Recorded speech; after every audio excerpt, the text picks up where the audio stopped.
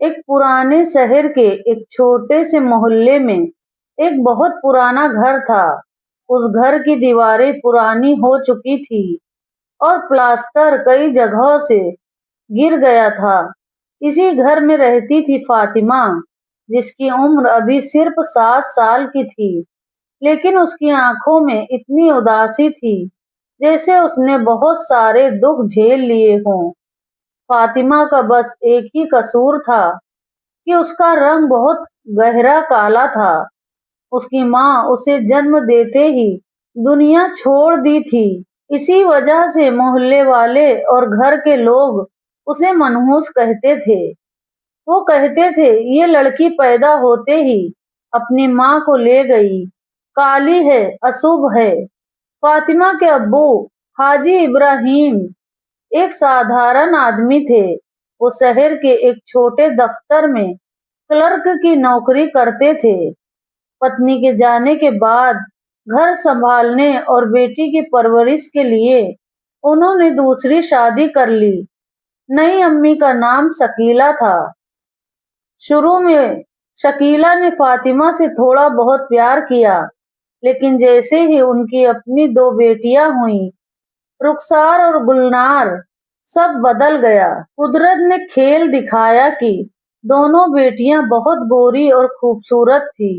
ان کی آنکھیں ہری بھوری تھی اور بال لمبے گھنے۔ گھر میں اب 2 دنیا تھی۔ ایک طرف فاطمہ جو کونے میں سمٹی رہتی، دوسری طرف رخسار اور گلنار جو گھر میں گھومتی پھرتی، ہنستی کھیلتی۔ بچپن سے فاطمہ کو یہی سننا پڑتا تھا، ہٹ جا کالی، سامنے مت آ۔ مہمان آتے تو شکیلہ فاطمہ کو رسوئی میں چھپا دیتی اور اپنی گوری بیٹیوں کو اچھے کپڑے پہنا کر دکھاتی۔ اگر فاطمہ غلطی سے دکھ جاتی تو مہمان پوچھتے یہ کون ہے؟ نوکرانی کی بیٹی۔ شکیلہ فوراً کہتی ہاں، دور کی رشتے دار ہے، گھر کے کام میں مدد کرتی ہے۔ ابو سب دیکھتے لیکن کچھ نہیں کہہ پاتے، بس کبھی کبھی چھپ کر فاطمہ کے سر پر ہاتھ پھیرتے اور کہتے بیٹی صبر رکھو، اللہ سب دیکھ رہا ہے۔ سمے بیتا، رخسار اور گلنار اسکول کالج گئیں، فیشنیبل کپڑے پہنے، دوستوں کے ساتھ گھومی، لیکن فاطمہ کے لیے گھر کی چوکھٹ پار کرنا بھی پاپ تھا۔ شکیلہ نے اسے گھر کی پوری نوکرانی بنا دیا۔ صبح صبح اٹھ کر جھاڑو پوچھا، ناشتہ بنانا، کپڑے دھونا، برتن مانجنا سب فاطمہ کرتی۔ بدلے میں ملتا صرف سوکھی روٹی اور طعنے۔ شکیلہ چلاتی، ارے او کالی کلوٹی، چائے ابھی تک نہیں بنی، اگر کھانے میں نمک کم ہوا تو تیری کھال ادھیڑ دوں گی۔ فاطمہ چپ چاپ سنتی اور آنسو اپنے کالے دوپٹے میں چھپا لیتی۔ اسے لگتا کہ کالا ہونا کوئی بڑا گناہ ہے۔ رخسار اور گلنار بھی ماں کی طرح فاطمہ کا مذاق اڑاتی، اے فاطمہ میرے جوتے صاف کر۔ ان کی سہیلیاں آتی تو کہتی دیکھو ہماری پرانی مشین کبھی تھکتی نہیں۔ سب ہنستے اور فاطمہ کا دل ٹوٹتا۔ فاطمہ نے اپنا ساتھ اللہ کو بنا لیا۔ کام سے فرصت ملتی تو وضو کر کے قرآن پڑھتی۔ اس کی آواز میں اتنا درد اور مٹھاس تھی کہ سننے والے رو پڑتے، لیکن گھر والے اس کی اس خوبی کو نہیں دیکھتے۔ شکیلہ کہتی قرآن پڑھنے سے تیرا رنگ گورا نہیں ہوگا، کوئی تجھ سے نکاح نہیں کرے گا۔ پھر شادی کی بات شروع ہوئی۔ ابو نے کئی جگہ رشتے ڈھونڈے، لیکن ہر جگہ منع ہو جاتا۔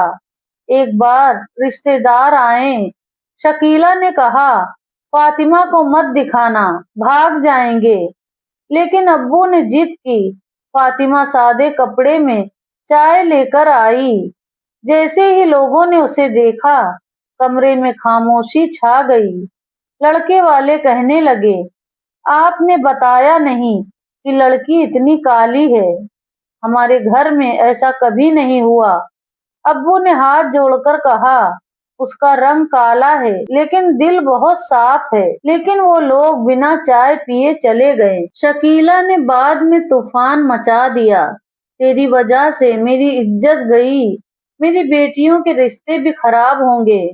فاطمہ روتی رہی اور اللہ سے دعا مانگی، یا رب، یا تو مجھے اٹھا لے یا میری قسمت بدل دے۔ دن بیتے، رخسار اور گلنار کے اچھے رشتے آنے لگے۔ شکیلہ خوش تھی۔ تبھی محلے میں خبر پھیلی کہ شہر کے بڑے ویپاری حاجی عبداللہ کا بیٹا عارف ودیش سے لوٹا ہے۔ عارف بہت امیر، خوبصورت اور دینی تھا۔ وہ ایک ایسی لڑکی چاہتے تھے جو گھر سنبھالے اور دین پر چلتی ہو۔ شکیلہ نے سوچا کہ اگر رخسار یا گلنار کی شادی عارف سے ہو گئی تو لاٹری لگ جائے گی۔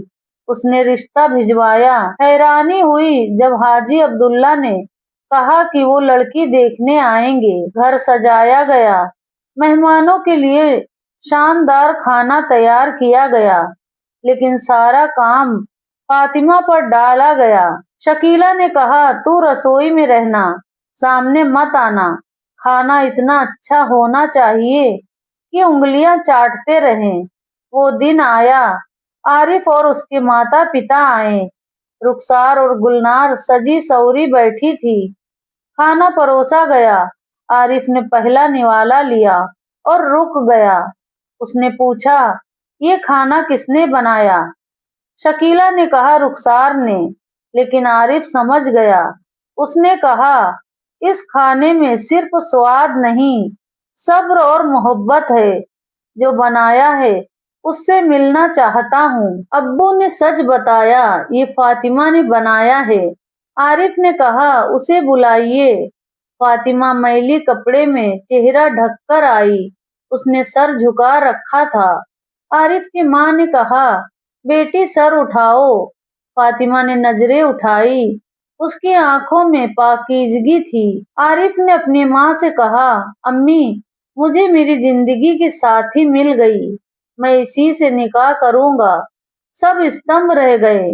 شکیلہ بولی، بیٹا یہ کالی ہے، تمہیں کوئی خوبصورت چاہیے۔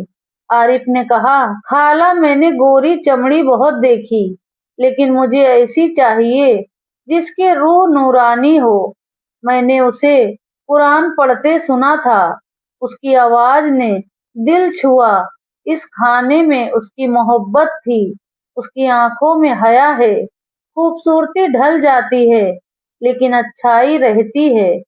فاطمہ کو یقین نہیں ہوا، اس کی آنکھوں سے آنسو بہنے لگے۔ ابو خوش ہوئے، نکاح طے ہو گیا۔ نکاح کے دن فاطمہ دلہن بنی۔ عارف کے گھر سے آئے جوڑے میں وہ چمک اٹھی۔ بارات شاندار آئی۔ جو کبھی طعنے دیتے تھے وہ تنگ رہ گئے۔ نکاح کے بعد عارف نے فاطمہ کو عزت دی۔ وہ اس کے ساتھ بزنس میں ہاتھ بٹانے لگی۔ وہ آتم وشواس سے بھری عورت بن گئی۔ دوسری طرف شکیلہ کے گھر پر مصیبتیں آئیں۔ بیٹیوں کے رشتے ٹوٹے، ابو بیمار پڑے۔ مدد مانگنے شکیلہ عارف کے پاس گئی۔ فاطمہ نے پرانی باتیں بھلا کر گلے لگایا۔ اس نے ابو کا علاج کرایا اور بہنوں کو بھی بسایا۔ اس طرح فاطمہ نے ثابت کیا کہ رنگ سے زیادہ دل کی خوبصورتی معنی رکھتی ہے۔ صبر کرنے والوں کو اللہ ضرور انعام دیتا ہے۔ جو بھروسہ رکھتے ہیں انہیں کبھی ہار نہیں ملتی۔ تو دوستو، آپ کو یہ کہانی کیسی لگی؟ نیچے کمنٹ باکس میں ضرور بتائیں۔ کہانی اچھی لگی تو چینل کو سبسکرائب ضرور کریں اور اپنے دوستوں کے ساتھ شیئر کرنا نہ بھولیں۔